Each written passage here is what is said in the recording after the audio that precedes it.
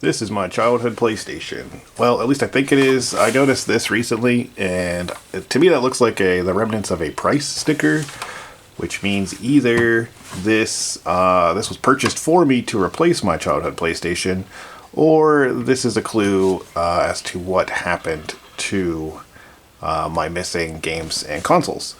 And this is a console, a PlayStation that I got for $5 at a game store's broken consoles sort of like bin that they have. We're not really going to do much with this one in this video. I just sort of was introducing it as some context for this one as well. I also got three other consoles from that bin that we will look at probably at a later date. My PlayStation is a revision. It's the SCPH 1001 version of the PlayStation revisions, whereas this one is a 9001. This one, mine being a very early revision, the one I just bought is a very late revision. Toward the end of the video I might go into more of the differences between the revisions over the years, because they did make, like with most consoles, they made changes to the console to try to either improve it or to reduce costs for production. The main difference between these two is, you can see visually, is the fact that the older version has more inputs, including the parallel I/O port that are missing from the newer versions. In the overall grand scheme of like how I've been, wanting to have a factory and a modded console, when at times I think that my childhood PlayStation will end up being my factory one, and then I will get a different PlayStation to mod eventually. Probably I will not be using the other PlayStation as that modded console. Mainly because, like I said, I might talk about it at the end of the video, toward the end of the video. That late revision isn't really moddable for the most part. I mean, I think you could mod it in certain ways, but there's better revisions for modding in its entirety. For this video, though, we're going to be focusing on my PlayStation, my original PlayStation, and primarily we're just going to be focusing on the CD drive in the PlayStation. I did test this PlayStation, and it works just fine. The CD drive reads fairly well. It's like, we'll get into it in more depth, but it does read discs and it does play discs, so that's good. However, actually, the main reason I got this guy was because I needed to replace, you can see here, I took off the spindle holder thingy. This one was broken in mine, so this is what's left. This is what was left of it, actually. This piece is a piece to a Game Boy cartridge, but the rest of this is what's left of this piece here from this PlayStation. So instead of, I tried to take it off, like these things are, I think they're notoriously hard to replace. This is what it looked like. This was how much it was broken at first. I just took this off. This just came off. And then when I was trying to take the rest of this off, it just shattered into a million pieces. And I didn't want to actually risk breaking this one. So instead of trying to take it off of the other one, I just swapped out. You can kind of see it in here. We'll see it a little bit better. You can see the motor. I just swapped the motor off of this one and put it onto this one. I did buy replacements. Ooh, look at that. I love this package, by the way. It is like mesmerizing. Anyway, I did buy replacements. These are replacements. The spindle, I don't know what it's called, but ceramic motor caps. That's this piece here. On Amazon, I think. I don't remember where I bought them. Probably Amazon. So I'm going to try to put it on there. Probably not in this one. This one, with this video, I just want to we're going to take this guy apart. And I want to try to clean the gears. Clean and relube the gears. because they are very noisy, and I think it is affecting the read. It might be affecting the read a little bit. So actually, let me put this all together, and I can just show you what it's doing. Okay, plugged in, all hooked up. We got Jedi Power Battles in for the PlayStation. Powering it on.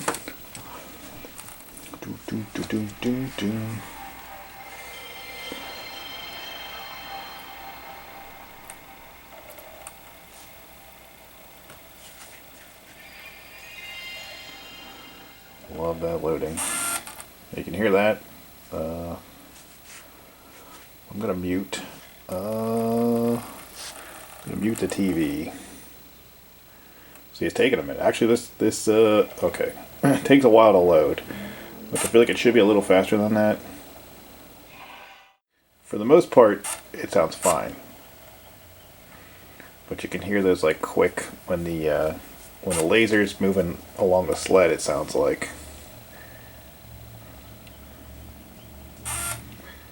Right, so it seems like it's loading okay for the most part when it loads regular games. I have had it where it took like the little new game thing here. I've had it where it took a really long time to load that up, and just having some issues with it reading discs. And I've cleaned the lens, and I don't want to adjust the laser on it at all. You know, you can hear it. Yeah. It does make a lot of noise. I can't remember if it's supposed to make that noise, like if it always made that noise, or if that's just because the lubricant or the grease on the gears is dried out. So that's what I want to do today. I want to clean off and then put new grease on the gears on the CD drive. Hopefully that will help it. Like I said, it loads this just fine. Let me switch to a backup game, and we can see the difference. That's what I'm really hoping, that it will, where it'll help it'll improve the readability of those discs. Hold on one second.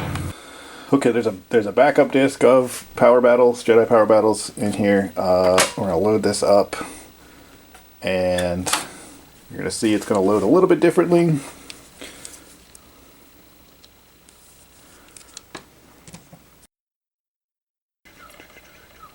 If it loads. See, this is another issue. It doesn't always load. Like, I know this backup disc works just fine. It might take a minute here.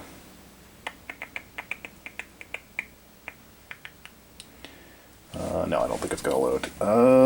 Let us reset it here. Okay, still isn't loading. Hold on a second. Okay, I wasn't recording. Hopefully it'll load. It started to load. I wasn't recording the initial boot up, and you can see it is the backup of Jedi Power Battles. We will confirm that if it will ever load. We got through the boot up thingy. There we go. So yeah, we can see here, and you can see it's stuttering too. It's really struggling to read. Granted, the disc that I have is a really old. It's a fresh burn on a really old blank CD. So that could be the issue. I did buy new CDs that are like a recommended brand from the internet, and it has the same exact result with those ones. But yeah, I want to try to improve the readability from the CD drive. Granted, this is probably failing. This drive is probably dying, so I just should probably just replace it. And I think that you can get replacement drives for pretty cheap, but I don't know how compatible they are or how well they work. I mean, it's probably worth it in all honesty, because I've cleaned the screen lens, oh my god, why do I keep saying screen? I've cleaned the lens on the CD drive. It's a real easy thing, just, isopropyl with Q-tip. Usually helps a lot. Like I said, I don't want to adjust the power going into the lens, because I don't feel like that's, if anything, that's just gonna kill your CD drive faster, from what I understand. So the next, like I said, the next thing would just be to clean the gears on it to hopefully have it move a bit more freely. I don't know if that's going to do anything. Probably not. But this is just going to be a video about doing that. So let's tear it down and get to that point. Okay, getting into the PlayStation, it's a pretty simple matter. There's just 5 Phillips screws all around the bottom of the shell here. Actually, this is for the 1001. I don't know about the other revisions, except the 9001 has a 6th screw right about there. And once we get all the screws out, we can just flip it back over and lift off the top shell here, put it to the side. Be very careful about over here because we're putting direct AC into it. Do not touch any of this stuff. I just had it plugged in. This large capacitor can probably kill you. I think a lot of these components on here can kill you. So don't touch anything over here at all. All I really care about is the CD drive. So we're gonna take this guy out. The way that we do that, it's actually not even, it's just sitting on like stands here, so we can pull it out. We just have a power cable here. We just have the power that just pulls out carefully out of here, and then for this one, this ribbon's going to be in a, I mean, depending on your version, these cables might be in different, these cables will be in different places. With this guy, I believe there's a catch on here. Let me see if I can pop it up. Does catch on each side? Yeah. Catch on each side here. Again, be careful of the board over here. And once you've released the catch, this just slides out. And then once you have removed these 2 cables, then your CD drive is free. Now, if you're just replacing it, then you just pop in the new one. I know that, like I said, these cables are different across revisions. I know that the 9001 has a really long cable that's just like a friction fit into a completely different spot on the board here. So yeah, that's but I think they're all the same type, like the same type of drive. Like they can work with each other. It's just mainly this cable will be different between the versions. Okay, now with the bottom part of the shell safely put aside, we just have, there's just 2 screws for this cover.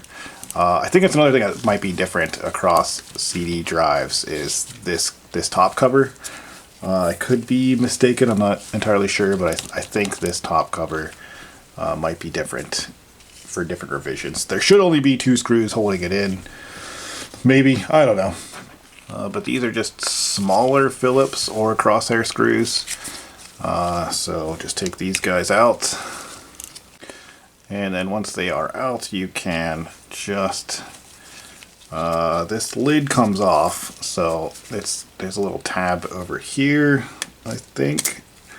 You can lift up and that pulls out. And then I believe it's also kind of tabbed on this side over here. And then that just lifts out, and that's for this one. Like I said, this lid might be different depending on your version, but just carefully pull it out. Try not to catch the ribbon cable here and rip it. And now we have, as you can see, access to our, oh gosh, access to our, the gears here. So when I swapped out, like I said, I swapped out the motor from the other one so that I had the spindle on this guy. And that was a very simple matter of, if I can find it on the screen here, a very simple matter of desoldering these 2 wires on the back that the motor comes into. And then there's also, hold on, let me zoom in.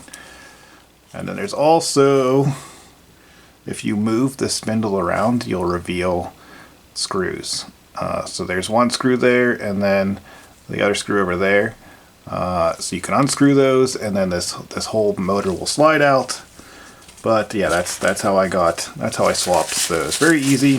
When I did swap it, however, I did put a little bit of grease on here, hoping to help improve the sound. I made a big old mess everywhere, as you can see, and I just got it all over me whenever I was tearing it apart. But we're gonna clean all this up because I didn't take any of the old. You could visibly see the old grease was very dried out on it, so I want to clean all this grease off and then put new grease on it. Okay, so in order to clean all this grease out, I'm going to be using, of course, isopropyl alcohol, 99.9%. I've got a little dropper that I like to use. If you've seen me on the channel before, then you know that I like to just use my dropper. Here, I got some cotton buds and a little tiny brush, just for trying to get the cracks and stuff in here. So let's get this cleaned out.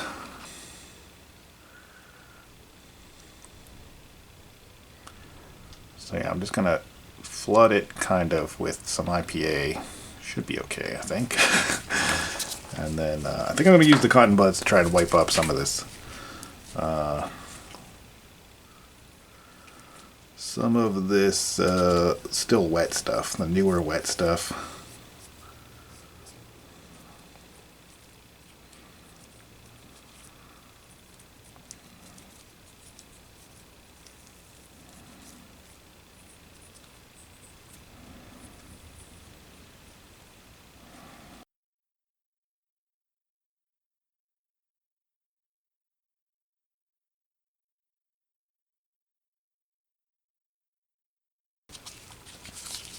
There might be a way to remove the gears. They look like they're just clipped in on the back here. But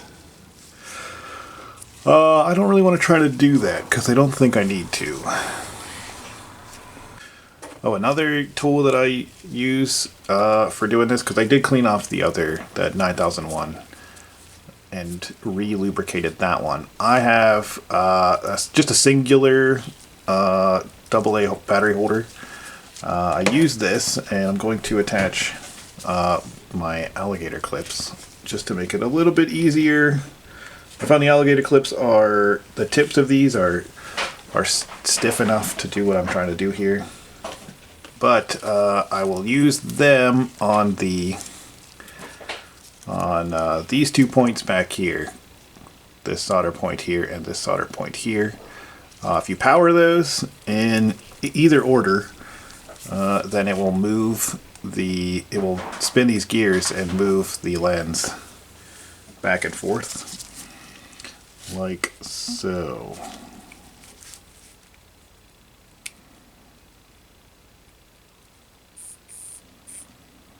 And then if we flip the polarity, then we can, in fact, bring it back. So what I'll do with this is, instead of trying to force it, I'll move it a little bit, clean it up, move it a little bit, clean it up, kind of go back and forth with it, just to clean it all up. And then the same thing when we are applying the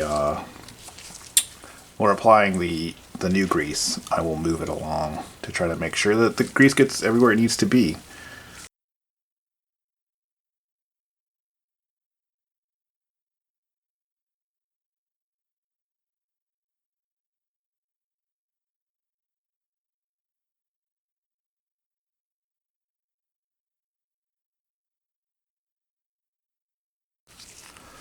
Okay, removed most of the grease that I can see, and I also removed the grease. There was grease along this side of the sled too.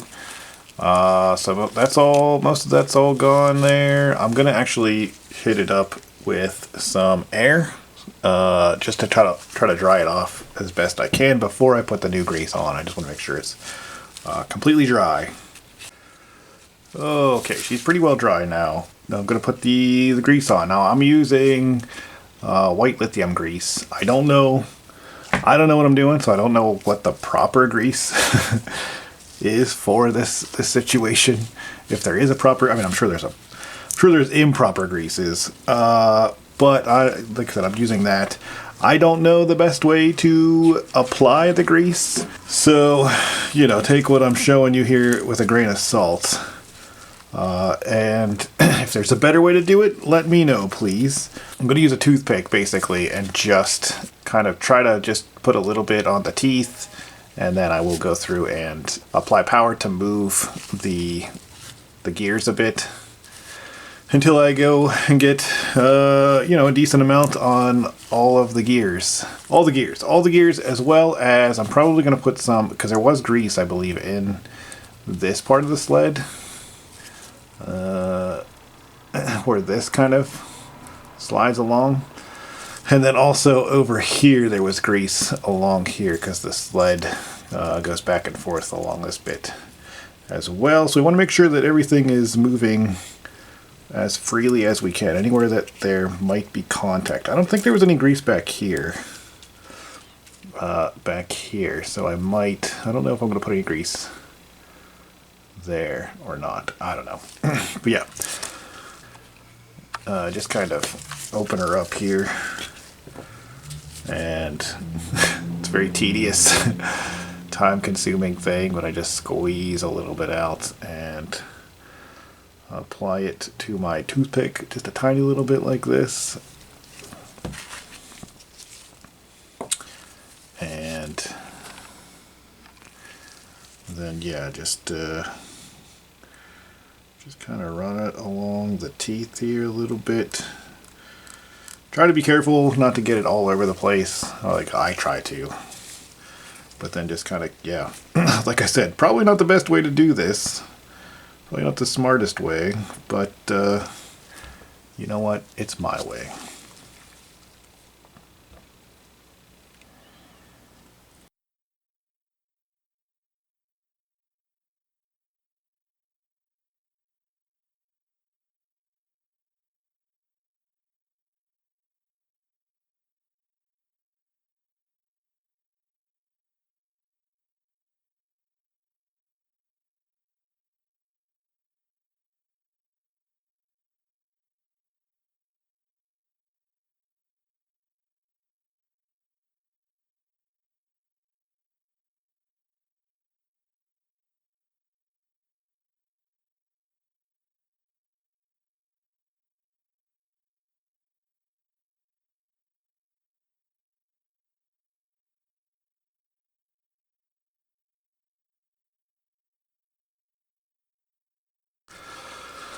Okay, that's probably sufficiently over-greased.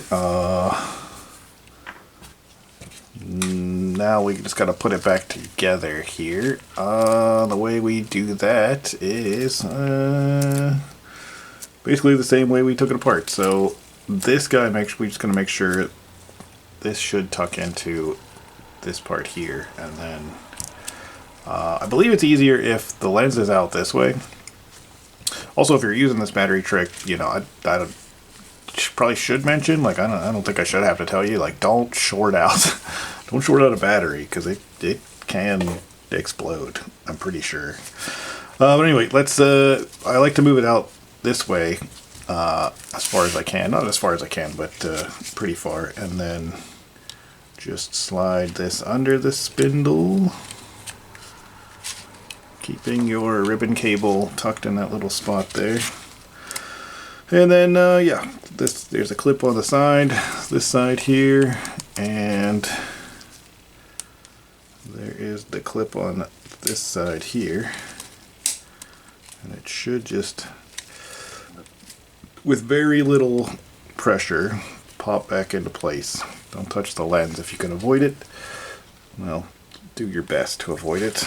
And if you touch the lens, oh no. And then our screw holes will align. Then we just screw it back together. Screw it back together, put it back in the case. Put the case back together and try it out. I don't feel like I need to show you guys that. It's just reverse order. Yeah, so let's go test her out. Okay, we're hooked up again. I don't really expect this to actually do anything, if I'm being honest. I mean, I hope that it does, because I'd like to be able to play some backups of games that I have that I lost. But yeah, at the very least, it's just, you know, demonstrating how I re-grease the gears on a drive, and you know, also maybe potentially, if I'm not doing it right, some people can inform me about a better way to do it, etc., etc. No, without further ado, let's just fire it up. It's already making noise. I mean, that could be natural. That could be normal too, in all honesty. Let's boot it and see. Yeah, it's still just as loud, I think.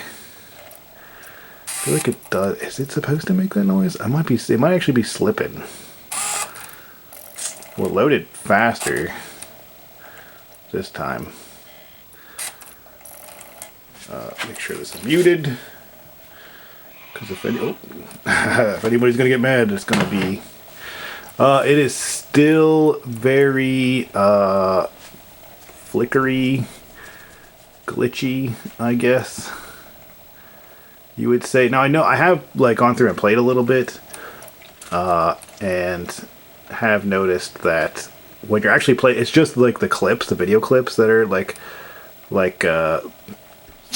glitchy like this, and that might be like this older version. I think in the newer versions, like in like the 5000s of the PlayStations, they upgraded the disk drive, so it's like a better performing disk drive. So I mean, I could be wrong about that. I don't know. So that could just be the fact that it's they just hang.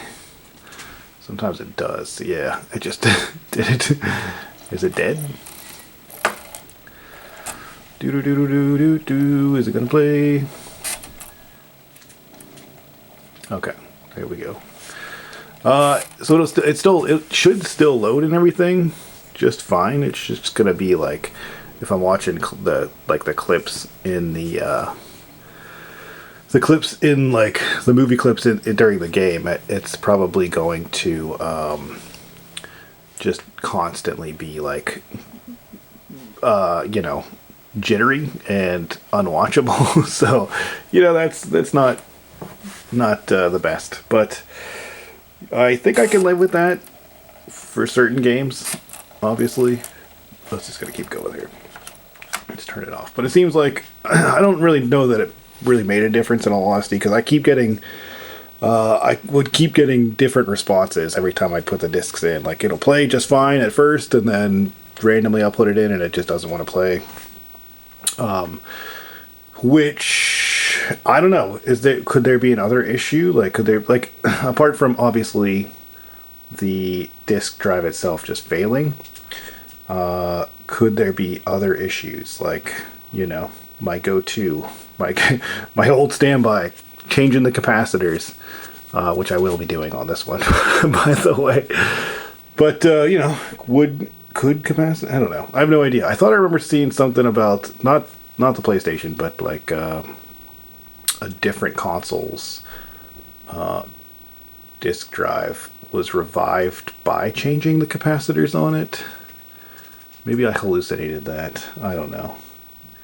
Anyway, I think we're just going to actually leave it here for that. As far as the disk drive on this guy goes, I will probably end up replacing this guy.